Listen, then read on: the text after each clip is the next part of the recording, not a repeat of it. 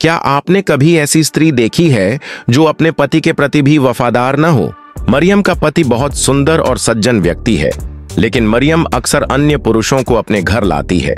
उसका पति विक सब कुछ अपनी आंखों से देखता है, लेकिन चुप रहता है। उसके दिल में गुस्सा अभी भी पनप रहा है, लेकिन उसने किसी तरह इस रिश्ते को बनाए रखा है।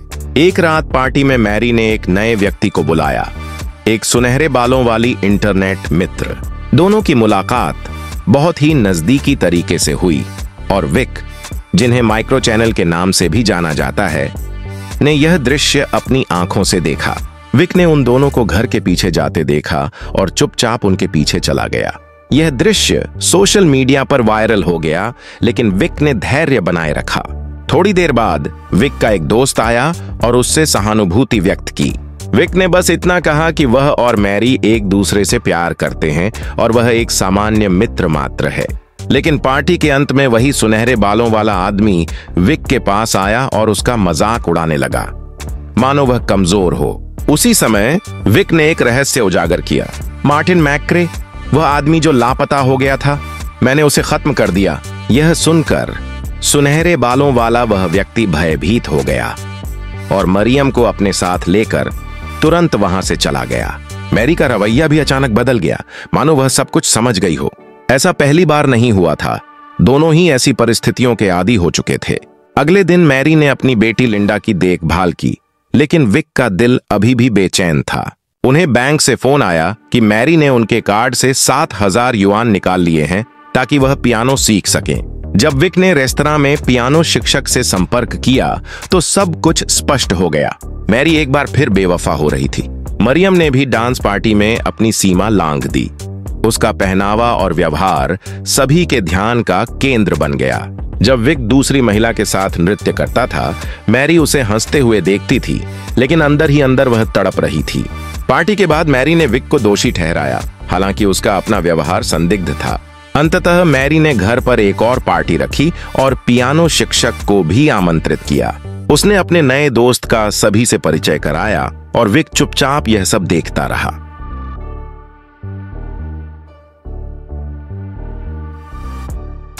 पियानो बजाने वाला आदमी पूल में खेल रहा था, जबकि विक उदास बैठा था।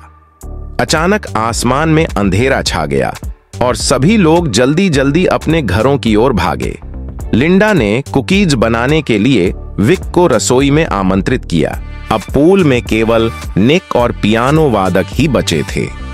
जब संगीतकार बिडेन वापस लौटे तो उन्होंने पियानो वादक को पूल में मृत पड़ा पाया। यह दृश्य चौंकाने वाला था। विक ने काफी समय से पियानो वादक को नहीं देखा था, इसलिए वह बहुत चिंतित हो गया। विक की चीख सुनकर सभी लोग दौड़कर आए और देखा कि पियानो वादक पूल में मृत पड़ा था। विक ने तुरंत उसे बाहर निकालने के लिए पूल का पानी निकालना शुरू कर दिया। अगले ही पल सब कुछ अजीब हो गया। निक पानी में कूद गया और पियानो वादक को बाहर खींच लिया। ऐसा लगा जैसे वह जीवित हो गया हो। निक ने किसी जादुई शक्ति का उपयोग किए बिना उसे होश में लाने की कोशिश की, लेकिन पियानो वादक ने पूल का 1/3 पानी पी लिया था। पुलिस तुरंत घटना स्थल पर पहुंची। प्रारंभिक जांच के बाद यह माना गया कि यह दुर्घटनावश डूबने का मामला है, लेकिन पियानो वादक की करीबी दोस्त जानमी की लाल आंखें एक अलग कहानी बयां कर रही थीं। उसने सोचा कि उसके पति निक ने पियानो वादक को मार दिया है। जानमी का शक तब और भी बढ़ गया जब उसे याद आया कि निक ने ही शादी की पहल की थी और शायद उसके दिल में शुरू से ही कुछ छिपा हुआ था। एक दिन निक ने अपनी पत्नी को एक रेस्तरां में एक अजनबी आदमी के साथ देखा। जब वह अंदर आया तो जानमी ने तुरंत बताया कि वह आदमी उसका मनोचिकित्सक है। निक को पहले से ही पता था कि कार उसका पीछा कर रही है। कुछ देर बाद उसने उस आदमी से उसका बिजनेस कार्ड मांगा, लेकिन वह घबरा गया और बोला कि वह अपना कार्ड भूल गया है। इसके बाद निक बिडेन के पास गए और उन पर आरोप लगाया कि उन्होंने जासूस की मदद से जानमी को निक पर नजर रखने में मदद की है। निक के पास क्रेडिट कार्ड रिकॉर्ड जैसे सबूत थे, जिनसे पता चलता था कि जानमी ने बिडेन को भुगतान किया था। बिडेन की कार पर लगे कैमरों से पता चला कि वह निक पर नजर रख रहे थे। जानमी ने जल्द ही एक और पुरुष मित्र बना लिया और जल्द ही वह सामान्य हो गई। एक दिन निक ने उसी आदमी को अपने घर बुलाया। जानवी ने खुशी से उसे मेरा पहला प्यार कहा। निक ने कोई प्रतिक्रिया नहीं दी, लेकिन अंदर ही अंदर वह सोच रहा था कि अब कोई बड़ा कदम उठाने का समय आ गया है। जब आदमी ने कुछ घोंघे खाने की बात शुरू की तो निक चुप रहा, लेकिन अब उसने खेल खत्म करने का फैसला कर लिया था। निक ने उस व्यक्ति को धमकी दी कि यदि उसने उसकी बात नहीं मानी तो वह खुद को जहर दे देगा। उन दोनों ने निक के चेहरे पर भाव देखे और तुरंत समझ गए कि वह मजाक कर रहा था। भोजन का समय समाप्त हो गया और वह आदमी उठकर चला गया। निक उसे बताता है कि जानवी उसकी पत्नी बहुत कठिन समय से गुजर रही है और इसलिए वह चाहता है कि वह कहीं और जाकर मौज मस्ती करे। वह आदमी बिना किसी आपत्ति के निक की कार में बैठ गया। निक ने कार को एक सुनसान और निर्जन स्थान की ओर मोड़ दिया। अब आदमी को संदेह होने लगा कि कुछ गड़बड़ है, लेकिन तब तक बहुत देर हो चुकी थी। निक ने एक सुनसान सड़क पर कार रोकी। जैसे ही वह आदमी बाहर निकला, निक ने पीछे से एक पत्थर उठाया और उस पर हमला कर दिया। उसकी चीखें गूंज रही थीं, लेकिन आसपास कोई नहीं था। इस बीच लिंडा एक पुराने नंबर पर कॉल करने की कोशिश कर रही थी, लेकिन फोन व्यस्त था। वह उलझन में थी और थोड़ी चिंतित भी थी। इस बीच एक डॉक्टर और लिंडा एक दूसरे से मिले और घाटी में दुर्घटना स्थल पर खाना खाने चले गए।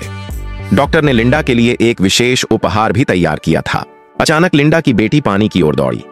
डॉक्टर उसके पीछे दौड़ा। जब वह पीछे मुड़ता है तो उसे पानी में एक शव तैरता हुआ दिखाई देता है। वह घबरा जाता है और गिर जाता है। डॉक्टर ने लिंडा को वापस घर भेज दिया और स्वयं वहीं रहने लगे। जब लिंडा घर आई तो उसे एक बटुआ मिला जो टोनी का था। वह समझ गई कि टोनी को भी बाकी लोगों की तरह मार दिया गया है। जब पादरी घाटी में पहुंचे तो शव अभी भी वहीं पड़ा था।